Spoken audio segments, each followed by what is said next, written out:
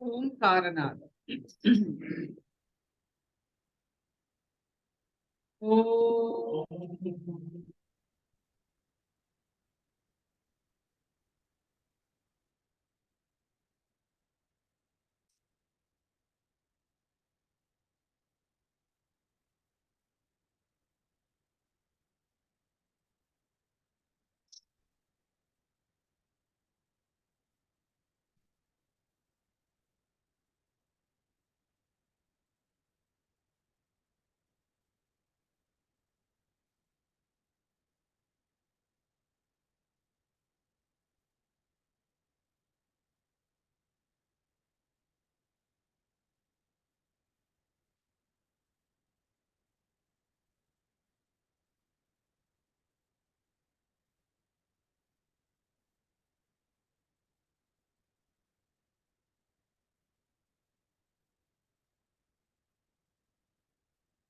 पढ़ते हैं वैशाली जी आज का सांख्य योग की श्लोक।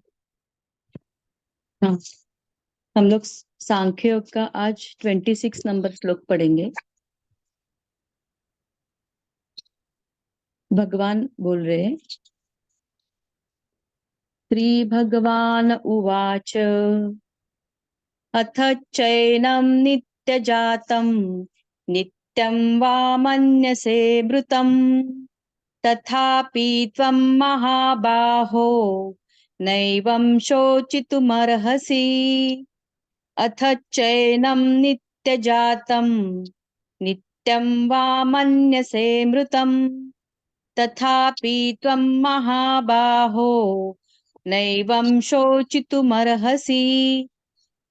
किंतु यदि तू इस आत्मा को सदा जन्मने वाला तथा सदा मरने वाला मानता हो तो भी हे महाबाहो तू इस प्रकार शोक करने को योग्य नहीं है। हरि ओम।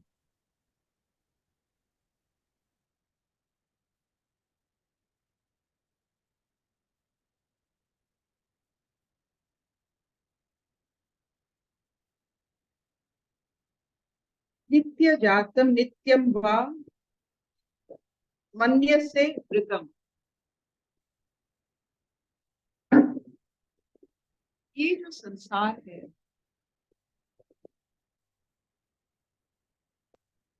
जिसका मूल मंत्र समय,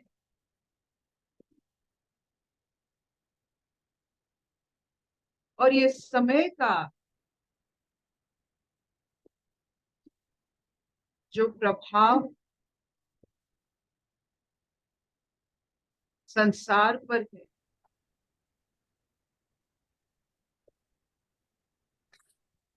कहा जाता है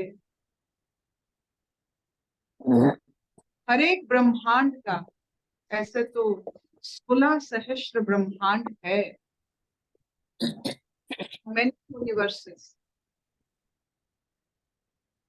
और हर एक ब्रह्मांड का एक ब्रह्मा होते हैं जो समय चक्र का, जो समय का आधार होता है।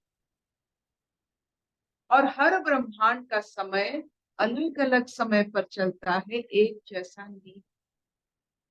तो जो हम आकाश गंगा में है अभी, जो ब्रह्मांड हमारा संसार, हमारा पृथ्वी जिस ब्रह्मांड का एक अंश है, उसे आकाश गंगा माना जाता है। मिल्की वे, उसका समय और एक ब्रह्मांड का समय में बहुत अंतर होता है, और इस समय का रहस्य ब्रह्मा जी से शुरू होता है। हमारे शास्त्र में ब्रह्मा जी का पूजन नहीं होता है, समय का अनुभूति होता है, समय का पूजन नहीं होता है। क्योंकि पूजन एक ऐसी भाव है जिसमें हम थोड़ा बहुत उससे अपने निष्ठा और भक्ति के कारण हम कुछ बदलाव ला सकते हैं, लेकिन ब्रह्मा जी में बदलाव नहीं ला सकते हैं। समय पर हमारा कोई असर नहीं हो सकता है। इसीलिए कोई पूजन की व्यवस्था नहीं है, कोई मैनिपुलेशन की व्यवस्था नहीं है ब्रह्मा जी।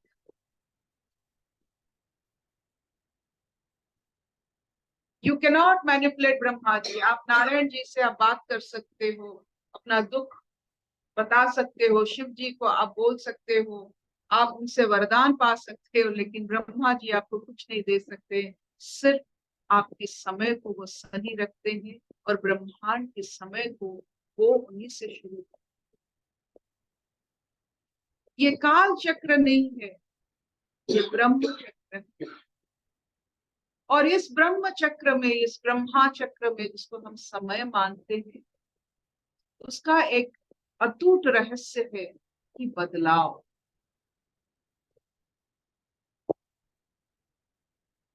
सब चीज बढ़ता घटता है, नित्य जात, हर समय एक नया सृष्टि होता है और हर समय मृत्यु की ओर। सृष्टि और मृत्यु का जो कारण है वो समय।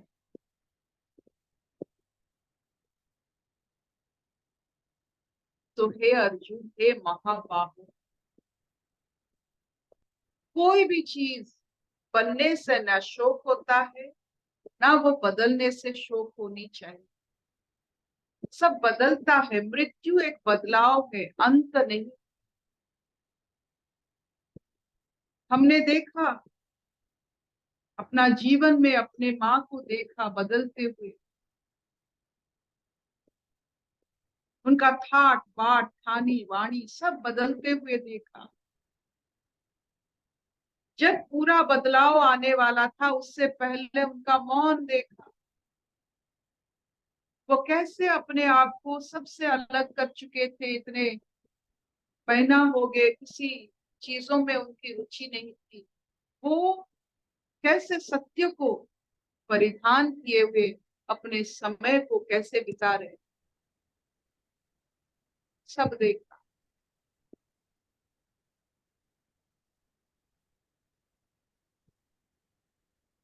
तो अपने जीवन में ये चीज हमने देखा कि ये बदलाव सही है। इस बदलाव के कारण सबके जीवन में अनुभूतियां बढ़ते हैं। इन अनुभूति के कारण स्थिति बढ़ती है। स्थिति के कारण आप अपना जो कॉन्शियसनेस है आप उसे पहचानते हैं।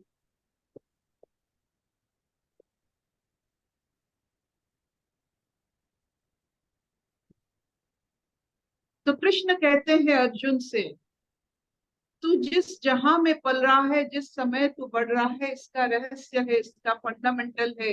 या सृष्टि होता है और उसका विरति भी होता है। कुछ भी सृष्टि हो जाए, किसी का भी विरति हो जाए, इसके साथ शोक मनाना एक मूर्खता है। ना सृष्टि से शोक होता है, ना मृत्यु से शोक होता है। ये अविरल समय की धारा है, ये बनता बढ़ता घटता है। आपने देखा होगा जो बदलाव को स्वीकार नहीं करते हैं वो कैसे यहाँ से उनको मिट जाना पड़ता है, मिट जाते हैं। मरना और मिटने में बहुत फर्क होता है।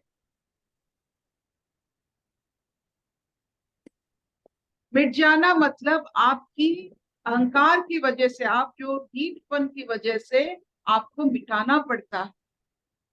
अगर आप मर जाते हो, एक फूल की पंखुड़िया की तरह गिर जाते हो, तो आप इस सृष्टि के रहस्य में काम आते हो।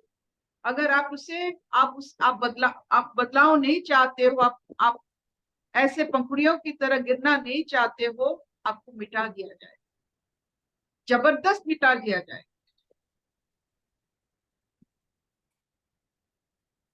तो ये रहस्य को जो जानते हैं, समय को जो मानते हैं, वो बदलाव को भी स्वीकार करते हैं।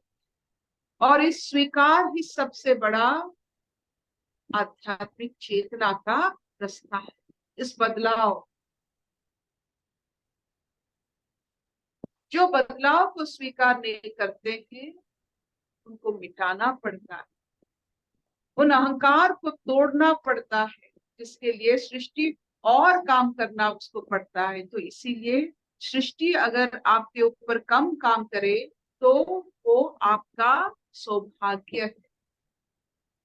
अगर आपके लिए बहुत सारा ऊर्जा खर्च होता है वो बहुत दुर्भाग्य है। आप अगर समझ जाते हो संसार का नियम जल्दी, तो ये सृष्टि आप पर बहुत मेहरबान होता है। चलो ये अच्छा है कि वो समझ गया है। आपको समझाने के लिए सृष्टि बहुत सारे संसार बहुत सारे रूप धारण करके आपको समझाते रहेगा। समझ जाइए, जल्दी समझ। ये नोकिया फोन आया था, स्मार्टफोन आ गया, नोकिया बदला नहीं, मार्केट से चला गया। जो बदलाव को स्वीकार नहीं करते हैं, चाहे वो संसार में हो अपने जीवन में हो, वो मिट जाते हैं। उनका कोई वैल्यू नहीं रहता। मृत्यु को वर्ण किया जाता है। मेरी माँ ने मृत्यु वर्ण की। जैसे वर्णमाला होता है, शादी होता है, वर्ण होता है। जो मृत्यु को वर्ण करते हैं, शादी करते हैं, उसे स्वीकार करते हैं, उनका ठाट बाट और उनका जो गति होता है वो अलग है। सारा समाज, सारे जान पहचानने वाले सब एकत्रित हो जाते हैं जब कोई मृत्यु को वर्ण करता है। जो मृत्यु से लड़ता है, वर्ण नहीं करता है, शोक मनाता है, समाज उसे एकाग्रता में स्वीकार नहीं करता। सो बी वेरी फ्रेंडली विथ और स्वीकार पर। आप स्वीकार करें।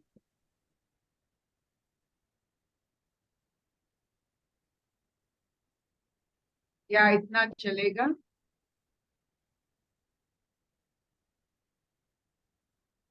हाँ चलेगा अर्पिता।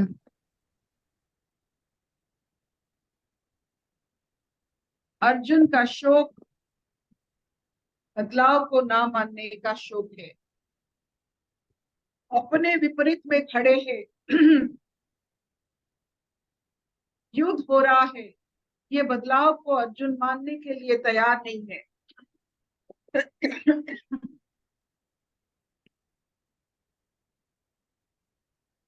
तो ऐसा समय हर एक के जीवन में नहीं आता। जिसके जीवन में आता है उनका अनुभव भी वैसा होता है। तो आपके जीवन में अगर कभी भी ऐसे अनहोनी पर होता है तो आप मान लीजिए अनुभूति भी वैसा होता है। इन अनहोनियों को आप आदर कीजिए, क्योंकि अनुभूति उसका जो मिलेगा आपकी गति बढ़ा देगी। आपका स्थान, आपका स्थिति, आपका लोक बदल जाएगा। अभी भूलोक में है, ब्रह्मलोक में चले जाएंगे आप इस अनुभूतियों की बल पर। तो अनहोनी को, बदलाव को स्वीकार करके अपने स्थिति को थोड़ा देख लीजिए, और ये स्थिति ही आपका मापदंड है। आप कौन सी स्थिति में। लोग, संसार, घर, आपकी गाड़ियां आपकी स्थिति बताते हैं, लेकिन आपकी जो स्थिति, समझ की स्थिति,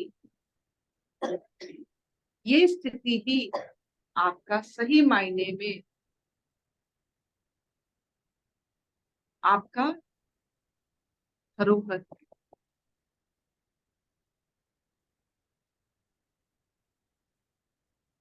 शबिनानी, आर यू देयर? हाँ हाँ मैं हूँ। क्या इतना चलेगा? चलेगा चलेगा।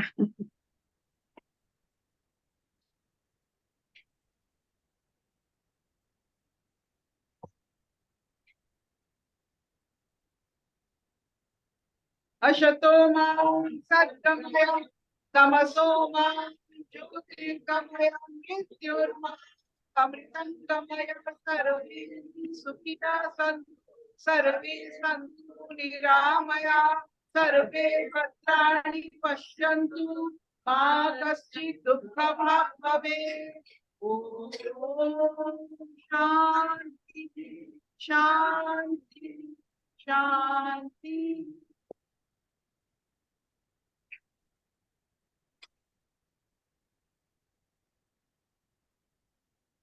Thank you mama, thank you.